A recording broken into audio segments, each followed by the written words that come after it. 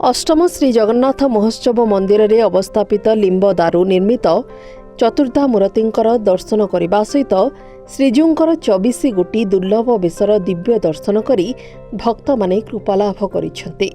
खोर्धा जिला बाणपुर ब्लॉक रे थिबा कांकण शिखरी को महाप्रभु श्री जगन्नाथंकर लीलाक्षेत्र बोली कहा जाइथाय। 1771 मसीह तकी खान आक्रमणरू श्री विग्रह मानंकु सुरक्षित रखिबा पई चिलिकार एक टापुरे प्राय 4 मास गोपन रखा जाइथला एवं प्रभुंकु कांकण फल भोग लागि करा जाई पूजा करा जाउथला।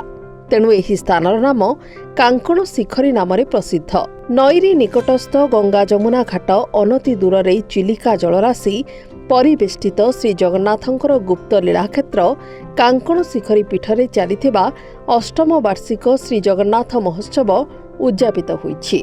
अंतिम दिवस रे यज्ञर पूर्णाहुति सहित नीलांबु चिलिका उद्देश्य चलित वर्ष यज्ञर अंतिम चिलिका आळती संपन्न करा जाइथला।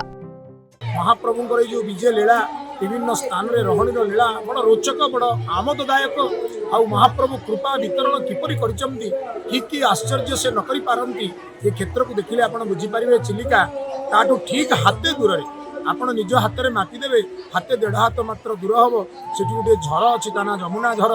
सेठी किंतु मीठा पानी झरे। सेही मीठा पानी आनिले पूजा पंडा सेवक माने महाप्रभुंकर सुंदर दिव्य प्रसाद आउ तंकर पूजा नीतिकांति सब संपादन करନ୍ତି। मु सेठी कोन कली प्रभु ता संगर रखी सब तंकर सब रूप माने कहती तैयारी करा गला। लिंब दारू पतन कहती आमे सेतले बेतले आम बौला बंधरे तले दारू तैयारी होला सेतले आबे लिंब काठ खंडे भी पाइ नथि। तेणु करी से कोठू आसला से तांकर जोठी जोग थिला से सेठी जाई पहुंचिले सब आइले।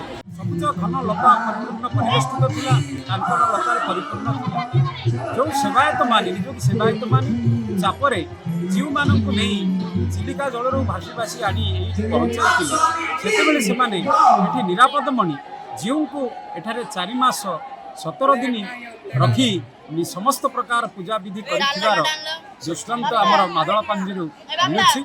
से उद्देश्य यही अंचल जेतो कांकण परिवेष्टित अंचल थिला परवर्ती काल रे एहाकु कांकण शिखरी बोली नामकरण करागला।